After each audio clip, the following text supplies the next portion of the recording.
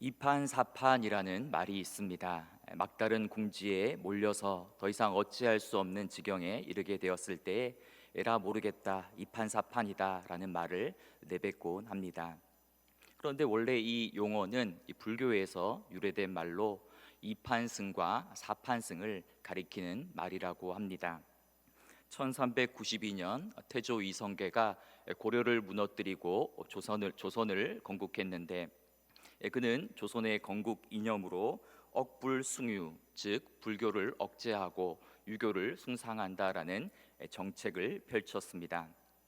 그러자 고려 사회에서 많은 특권을 누렸던 불교의 승려들도 하루아침에 천민 신분으로 전락하게 되었습니다.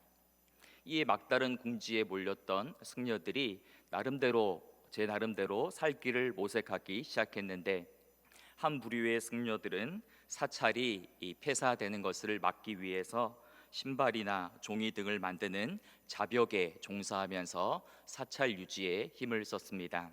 그리고 또 다른 부류의 승려들은 아예 속세를 떠나서 깊은 산속에 은둔하면서 참선과 수행에 힘썼습니다.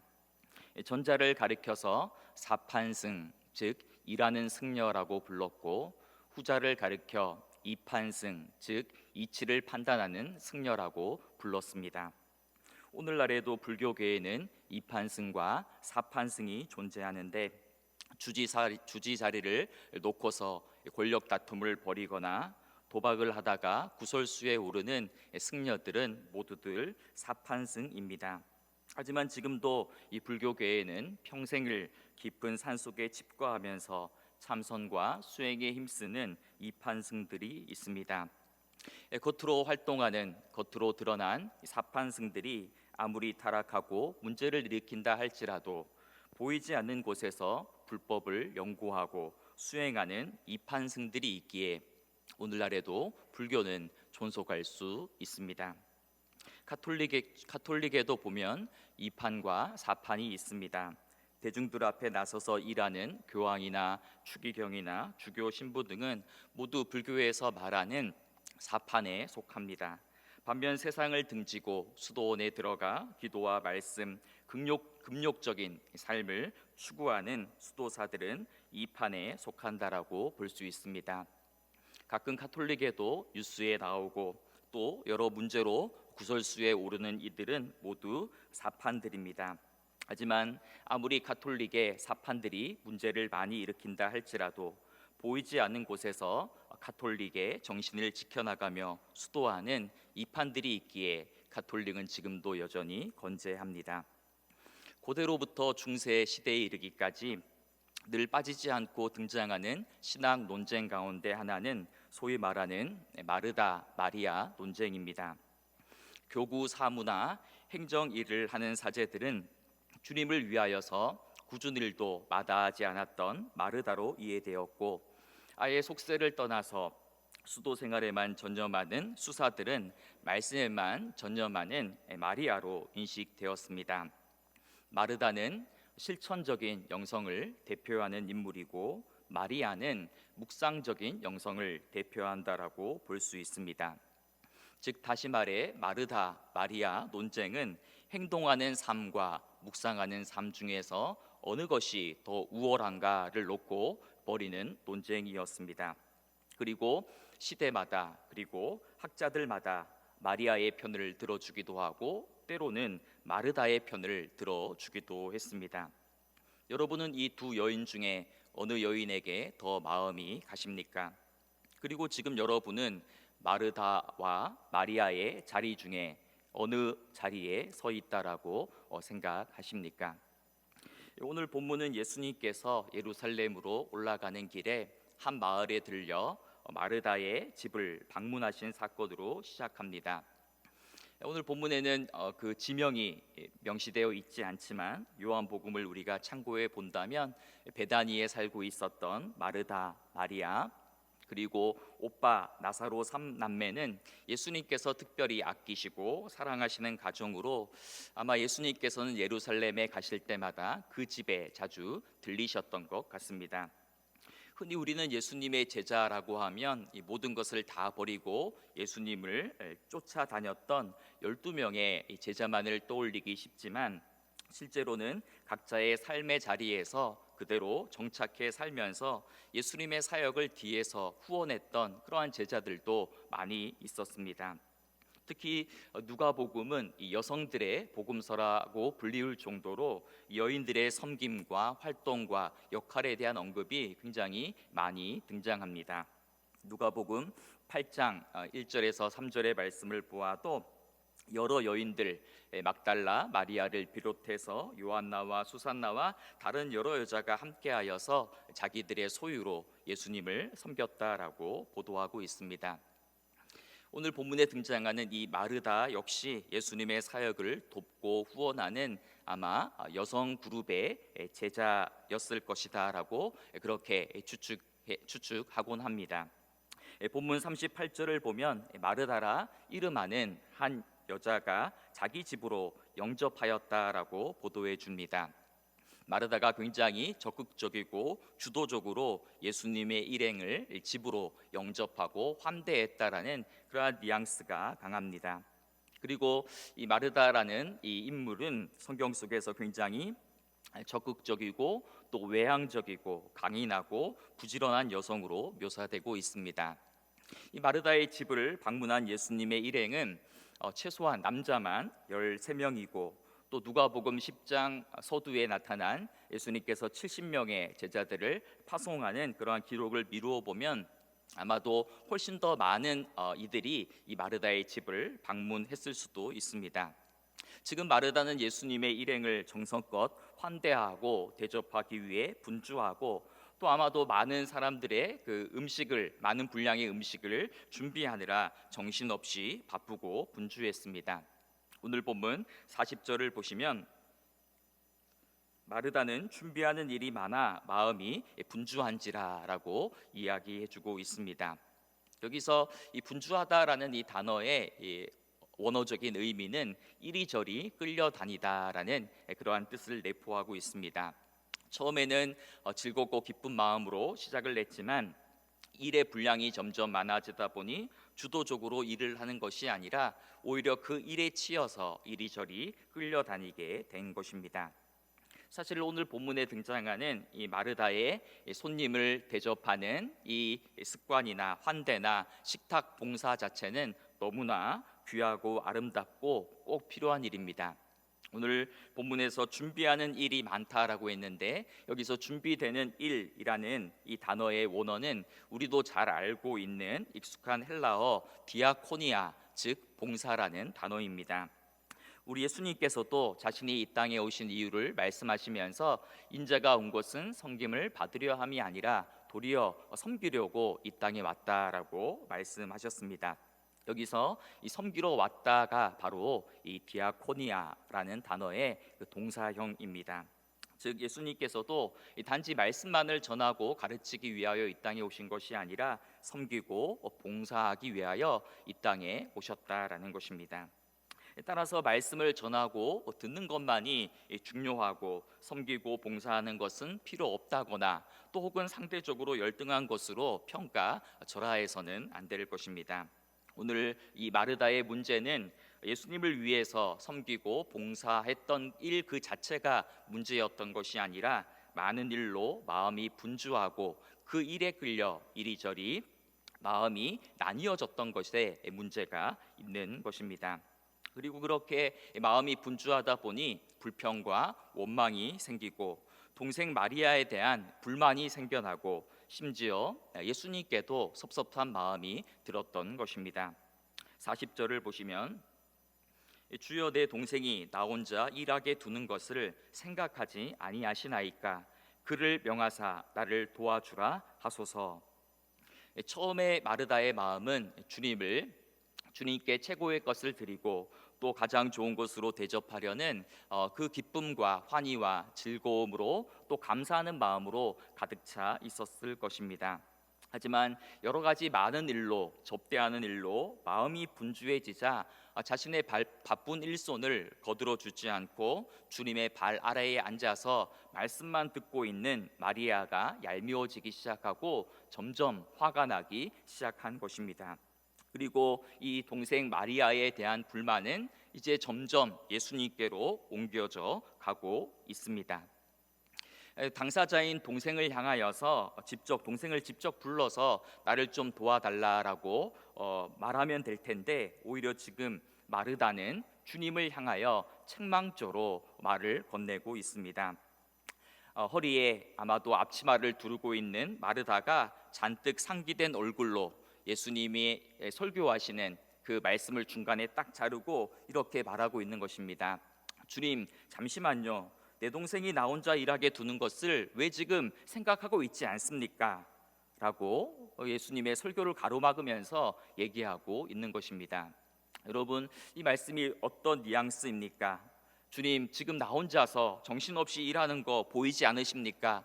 주님, 왜 지금 아무 생각도 없으십니까? 지금 당장 마리아에게 나를 도와주라고 하십시오 라고 이야기하고 있는 것입니다.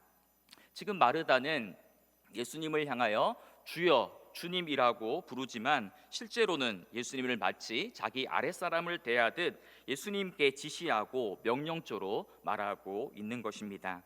말 그대로 주객이 전도된 상황입니다. 많은 일로 바쁘고 마음이 분주해지자 다른 이에 대한 불평과 원망과 울분이 생겨나고, 심지어는 극진히 섬겨드려야 될 주님을 향해서도 지시하고 명령하며 화를 내었던 것입니다. 여러분, 오늘 이러한 마르다의 모습은 교회에서 열심히 봉사하는 사람들이 가장 경계하고 조심해야 하는 모습이기도 합니다. 처음에는 주님을 사랑하는 순수한 마음으로, 또 그러한 동기에서 기쁜 마음으로 자원해서 봉사를 시작합니다. 하지만 시간이 지나면서 또 그 일이 점점 가중되고 바쁘고 또 피곤이 몰려오면 불평과 원망이 생겨나게 되고 또 섭섭한 마음이 들기도 합니다. 마르다처럼 정말 마르고 닳도록 일을 하는데, 내가 지금 이렇게 열심히 봉사하는데 사람들이 왜 나를 알아주지 않지, 인정해주지 않지, 왜 나를 도와주지 않지라는 섭섭한 마음이 들고, 시간이 점점 흐르고 지나면 이제는 화가 나고 분노가 치밀어 오르기 시작하는 것입니다. 아니 저 집사는, 아니 저 권사는 주방에는 코빼기도 안 비치고 아무 봉사도 하지 않고 권사회도 안 나오고 여조인도도 안 나오고 하는, 그렇게 상대를 향한 정죄하는 마음, 불평하는 마음이 생겨나기 시작하는 것입니다. 저도 교회를 하면서 참 많은 분들로부터 전화를 받습니다. 그런데 이 전화를 받으면 대부분의 사람들의 목소리가 이미 화가 나 있습니다. 뭔가 화가 나가지고 저한테 전화를 하는 거죠. 그리고 또 이제 곧 화가 날 것 같은 어조로 이야기를 시작합니다. 목사님, 아무개 집사님이 얼마나 아름답게 봉사하는지 아세요? 목사님이 좀 칭찬 좀 해주세요 라고 전화해 주시는 분들은 아쉽게도 아무도 없습니다. 대부분이 목사님, 아유 저 집사님, 아무개 권사님이 지금 이러는데 지금 목사님이 좀 나서가지고 좀 문제 좀 해결해주고 좀 한마디 해주고, 이거는 저렇게 하고 저것은 이렇게 해야 되지 않습니까? 이렇게 하면서 대부분 불평하고 원망하고 화가 나서 이 전화를 하는 거죠. 아마 저도 지금 화가 나가지고 이 얘기를 하고 있는 것 같은데요. 오늘 이 마르다의 불평이 어떻게 해서 생겨나게 되었습니까? 사실은 이 과중한 일 때문에 무엇보다 이 마음의 분주함에서 이 문제가 시작되었습니다. 여러분, 오늘 우리가 신앙생활하는 데 있어서 가장 이 경계해야 될 일이 있다면 바로 이 분주함, 바쁨, 조급함일 것입니다. 여러분은 얼마나 하루에 몇 번이나 바쁘다, 바빠서 죽겠다라는 말을 자주 내뱉고 계십니까? 현직에 있는 분들은 현직에 있는 분대로 바쁘고, 은퇴하신 분들은 은퇴하신 이후에 또 바쁘고, 또 아무것도 하지 않는 백수들은 또 과로사로 죽는다라고 하지 않습니까? 요즘에는 우리 아이들도 참 너무 바쁩니다. 저희 집에도 초등학교 2학년 아이가 있는데 얼마나 바쁜지 모릅니다. 집에서 제일 바쁩니다. 학교를 갔다 오면 태권도 가야 되지, 태권도 갔다 오면 피아노 배워야 되지, 또 바이올린 배워야 되지, 한자 학습지를 해야 되지, 또 영어 해야 또 공부해야 되지, 그림 배우는 것도 해야 되지, 또 바둑도 배워야 되지, 체스도 배워야 되지, 장기도 배워야 되지, 과학 서적도 읽어야 되지, 위인전도 읽어야 되지. 정말 제일 바쁜 사람이 우리 아이인 것 같습니다. 여러분은 요즘 바쁘게 지내고 있지 않으십니까? 그런데 가만히 정말 생각해 보면 정말 할 일이 많아서 바쁜 것이 아니라 우리 마음이 산만하고 또 여러 갈래로 나뉘어져 있어서 늘 조급해하고 늘 무언가에 쫓기듯 살아가고 있고, 또 내면의 불안이나 공허함이나 외로움을 바쁘고 분주한 일로 달래려 할 때가 많이 있지 않습니까? 그렇다면 여러분, 이러한 분주함을 극복할 수 있는 방법이 무엇이겠습니까? 그것은 바로 마리아처럼 주님의 발 곁에 앉아서 말씀을 듣고 경청하는 일입니다. 오늘 저와 여러분의 삶에 정말 중요한 일이 있다면 무언가 더 많은 일을 해내는 것이 아니라 거룩한 멈춤이 필요하다라고 생각됩니다. 거룩한 멈춤이 무엇입니까? 그것은 일이 몰아가는 대로, 상황이 몰아가는 대로 살지 않겠다라는 거룩한 저항입니다. 분주한 활동과 많은 말을 멈추고 대신 나에게 말씀하신 하나님 앞에 고요히 머무는 시간을 더 많이 확보해야 하는 것입니다. 오늘 우리 사회가 어떠한 사회입니까? 일 중심의 사회, 성과 중심의 사회이지 않습니까? 교회 역시 얼마나 많은 일을 하느냐, 얼마나 많은 사역을 하느냐로 모든 것을 판단하고 평가할 때가 많이 있습니다. 하지만 많은 사역보다 중요한 일이 있다면 그것은 더 깊은 사귐입니다. 하나님과의 깊은 사귐에 정초하지 않은 봉사와 섬김은 그릇된 방향과 열심으로 나아가고 또 다른 이들을 향한 불평과 원망과 정죄와 분노로 이어질 수밖에 없기 때문입니다. 마르다는 예수님께 육신의 양식을 준비하고 대접하는 일에 마음이 너무나 팔린 나머지 정작 예수님께서 지금 직접 차려주시는 그 식탁, 영의 양식에는 관심을 기울이지 못했던 것입니다. 급하고 분주한 일에 마음을 빼앗겨서 정말 중요한 일이 무엇인지를 인식하지 못했던 것입니다. 하지만 오늘 본문 속에 마리아는 무엇이 더 중요한 일인지를 알았습니다. 39절에 보시면 마리아는 주의 발치에 앉아 그의 말씀을 듣더니라고 이야기합니다. 주의 발치에, 즉 주님의 발 곁에 앉았다라는 표현은 주님의 말씀을 경청해서 듣는 자세, 또 말씀을 배우고 듣는 적극적인 자세를 가리키는 표현입니다. 동시에 이 표현은 고대 사회에서 누군가의 발치에 앉는다라는 이것은 그의 제자가 된다라는 이러한 뜻이 있었습니다. 그런데 사도 바울은 자신의 출신 배경에 대해 설명하면서 나는 가말리엘의 문화에서 우리 조상들의 율법에 엄한 교훈을 받았다라고 이렇게 이야기한 적이 있습니다. 여기서 이 가말리엘의 문화라는 표현은 가말리엘의 발치에 앉았다라는 표현입니다. 즉 누군가의 문화에 있었다, 누군가의 제자가 되었다라는 표현을 발치에 앉았다라고 표현했던 것입니다. 다시 말해 지금 누가복음의 저자는 예수님과 이 마리아의 관계를 스승과 제자의 관계로 비유해주고 있는 것입니다. 오늘 우리들에게는 이러한 장면이 별로 낯설게 느껴지지 않지만 예수님 당시 유대 랍비들의 관행에 비추어 보면 이것은 굉장히 놀랍고 파격적인 사건이었습니다. 당시 랍비들은 여성들에게 말씀을 가르치지도 않았고 더구나 여성을 제자로 삼는 일도 없었습니다. 또한 고대 유대인들은 남자들의 공간과 여자들의 공간을 엄격하게 분리했는데 남자들이 모여서 말씀을 듣는 자리에 여성이 그 자리에 스승의 발치에 앉아 있다라는 것은 당시의 사회적인 통념을 뒤흔드는 스캔들이었던 것입니다. 이것은 예수님께서 당시 사회의 성적인 편견과 차별을 무너뜨리는 모습을 보여주는 사건이기도 합니다. 오늘 본문 바로 앞에는 선한 사마리아인의 비유가 등장합니다. 거기서 예수님은 유대인과 이 사마리아인 사이에 그 인종적인 편견과 차별을 깨뜨리는 모습을 보여주셨습니다. 이처럼 예수님께서 이 땅에 오신 이유는 남자와 여자, 이방인과 유대인, 종과 주인의 사이에 있는 그 거대한 차별과 장벽을 무너뜨리기 위하여 이 땅에 오셨던 것입니다. 여러분은 예수님을 믿으면서 이 땅에 있는 우리 사회에 만연한 어떤 편견과 차별과 장벽을 깨뜨리고 계십니까? 혹시라도 우리가 예수님을 믿으면서 더 많은 편견과 또 장벽과 선입견을 가지고 이 사람들을 대하고 있지는 않습니까? 오늘 지금 마리아는 예수님의 발치에 앉아서 말씀을 듣고 있습니다. 그런데 오늘 본문에서 이 앉아라고 번역된 단어는 이 수동태입니다. 즉 이것은 마리아가 말씀을 듣기 위하여 스스로 주님의 발치에 앉은 것이 아니고 예수님에 의해서, 예수님의 명령에 의해서 그 명령에 따라서 예수님 발 곁에 앉았다라는 것을 의미합니다. 그런데 동시에 마리아는 그 자리에 억지로 앉아 있었던 것이 아닙니다. 주의 발치에 앉아 말씀을 듣더니라고 하는데, 여기서 이 듣더니라는 이 단어는 또 미완료 능동태로 되어 있습니다. 즉 예수님에 의해서 강제로 앉아서 그 자리에 앉아 있는 것이 아니라 매우 적극적이고 능동적인 자세로 계속해서 끊임없이 말씀을 듣고 배우는 일에 열중하고 있었던 것입니다. 이러한 마리아의 모습에 반해 마르다는 여러 가지 많은 일로 분주하고 염려하고 근심하는 모습을 보여주고 있습니다.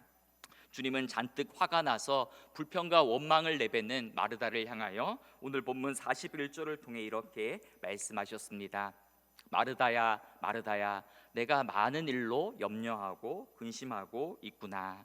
마르다야, 마르다야라고 이야기하는 그 어조는 지금 마르다를 책망하고 꾸짖고 있는 어조가 아니라 부드럽고 따뜻하게 타이르는 그러한 어조입니다. 마르다야, 지금 너 너무 바쁘구나.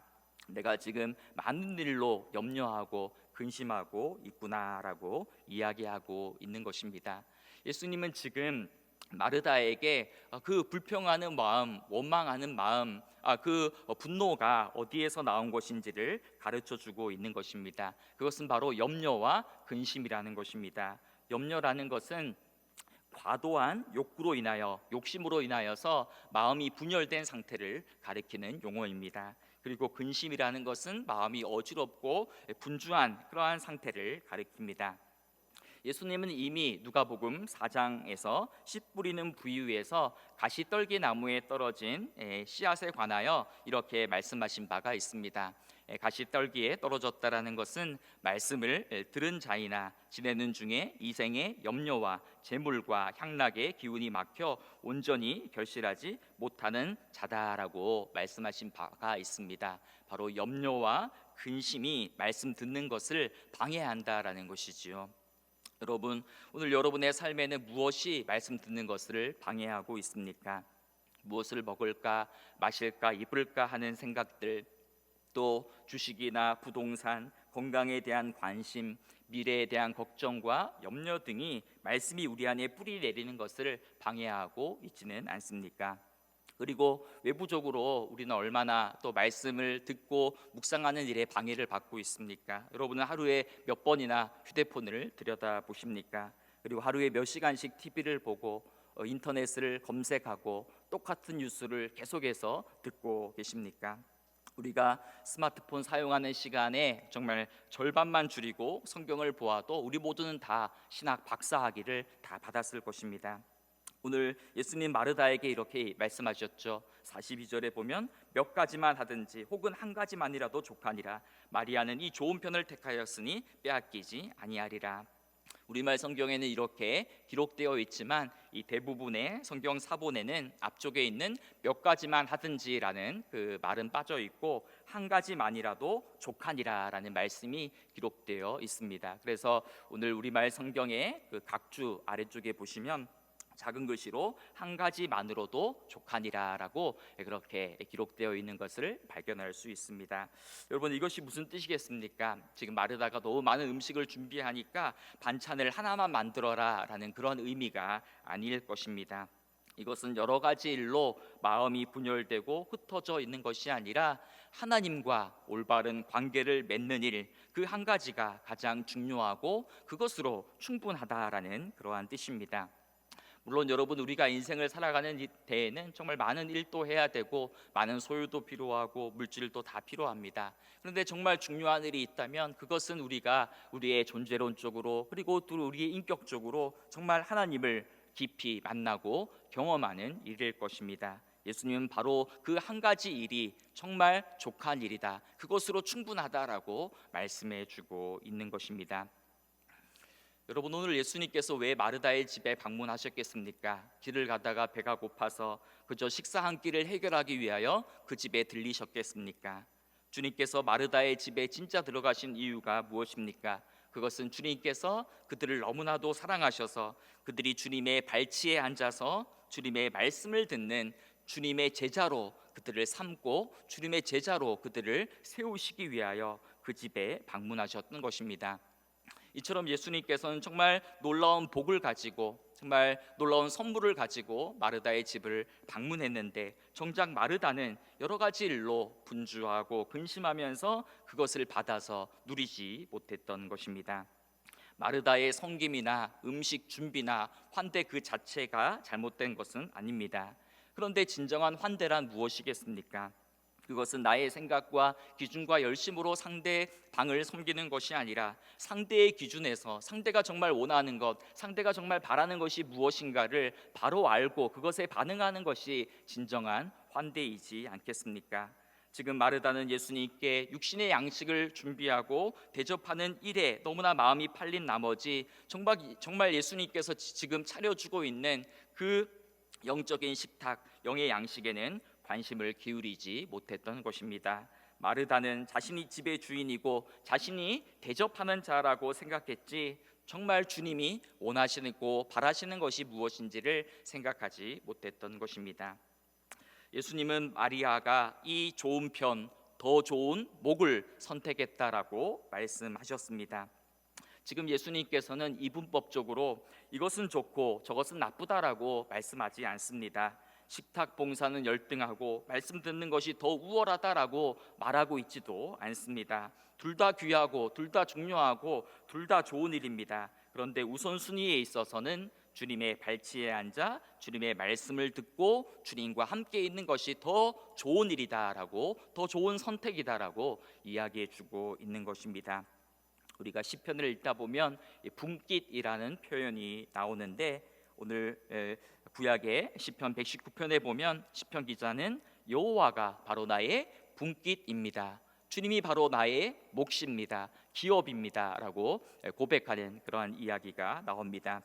그리고 시편 73편에 보면 진짜 복이 무엇인가, 그것은 바로 하나님을 가까이 하는 것이 나에게 진짜 복입니다 라는 그러한 고백도 등장합니다. 바로 오늘 마리아가 선택한 더 좋은 몫은 바로 주님을 더 가까이 하고 주님과 함께하는 것, 그것이 마리아의 가장 좋은 목이었던 것입니다. 사랑하는 여러분, 여러분은 지금 예수님을 위해서 일하는 일에 더 많은 관심을 기울이고 있습니까? 아니면 예수님과 더불어 함께 있는 것에 더 마음과 관심을 기울이고 계십니까? 오늘 본문을 읽으면서 우리가 오해하지 말아야 될 것은 이것이냐 저것이냐의 양자택일의 문제가 아니라는 것입니다. 마르다처럼 열심히 일하는 것은 저급하고 마리아처럼 말씀을 듣고 묵상하는 것만이 우월하다는 것을 이야기하고 있지 않습니다. 세속직은 저급하고 성직만이 우월하다, 영적인 일은 우월하고 육적인 일은 저급하다라는 것을 이야기해 주는 것도 아닙니다. 오늘 본문에서 이 마리아라는 이 여인은 주의 발 곁에 앉아서 말씀을 듣는 묵상형의 인간으로 묘사되지만, 우리가 잘 알듯 훗날 이 마리아는 예수님 발에 값비싼 향유를 부어드리는 가장 아름다운 섬김과 행동을 하는 여인이 됩니다.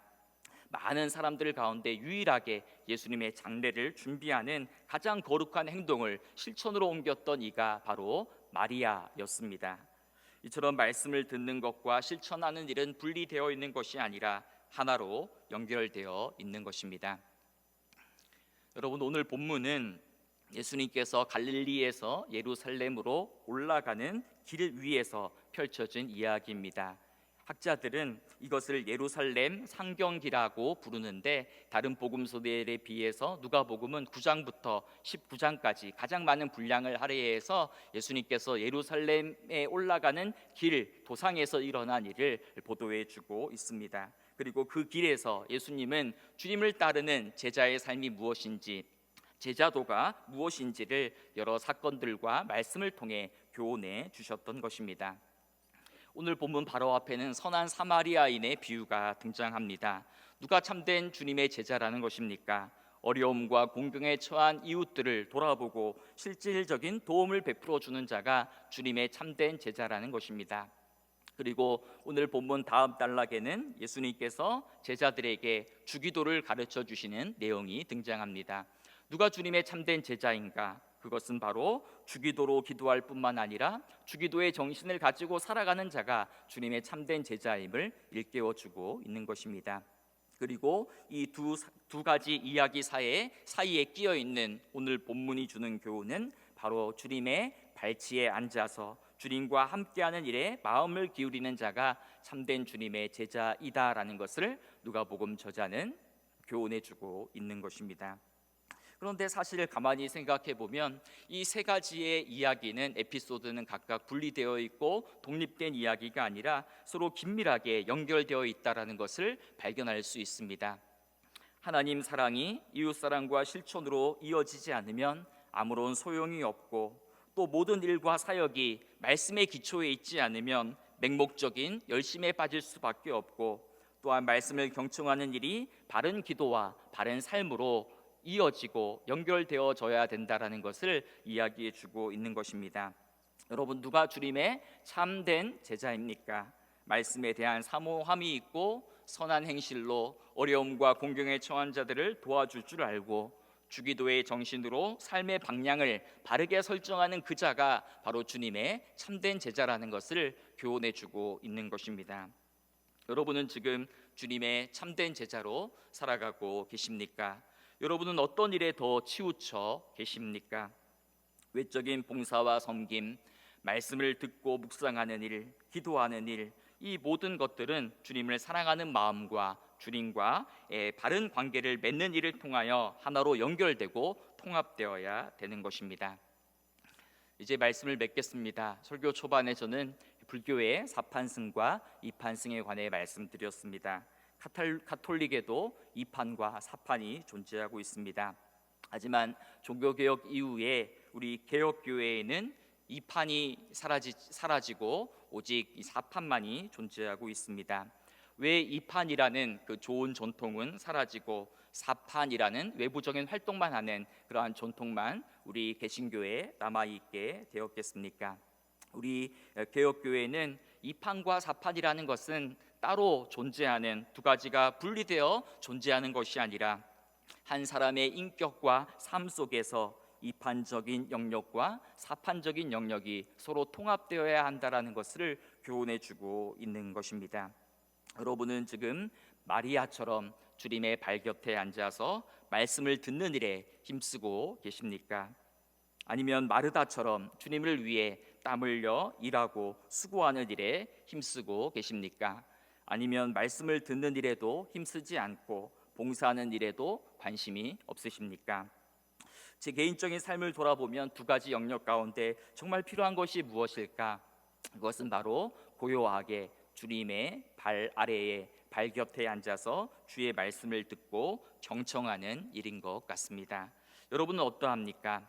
바라기는 많은 일로 인하여 분주하기보다는 주님과의 친밀함을 먼저 선택하고, 빠른 속도보다는 바른 방향을 선택하고, 더 많이 가지고 소비하는 일보다는 단순한 삶의 방식을 선택하고, 많은 말과 소음보다는 침묵과 고독의 자리를 선택하고, 여러 가지 일로 많은 걱정과 염려하는 일이 아니라 주님의 발 곁에 고요히 머물러 앉아 주님과 더불어 더 많은 시간을 보내며 이 연말 연시를 맞이하는 저와 여러분이 되었으면 좋겠습니다. 기도하겠습니다. 사랑의 하나님, 오늘 우리는 마르다의 시대를 살아가고 있습니다. 무엇이 그렇게 바쁜지, 무슨 일이 그렇게 많고, 무슨 걱정과 염려가 그렇게 많은지 날마다 많은 일로 분주하고 염려하며 근심 가운데 살아갑니다. 바쁨과 속도와 능력과 성과를 우상처럼 섬기는 이 세상에서 마리아의 자리, 말씀의 자리를 회복하기를 원합니다. 주님의 발 곁에 머물러 주의 말씀에 귀 기울이는 일에 더 많은 관심을 쏟게 하시고, 그 말씀의 힘으로 섬기고 봉사하는 일에 더욱 열심을 내는 저희 모두가 되게 하여 주옵소서. 예수님의 이름으로 기도합니다. 아멘.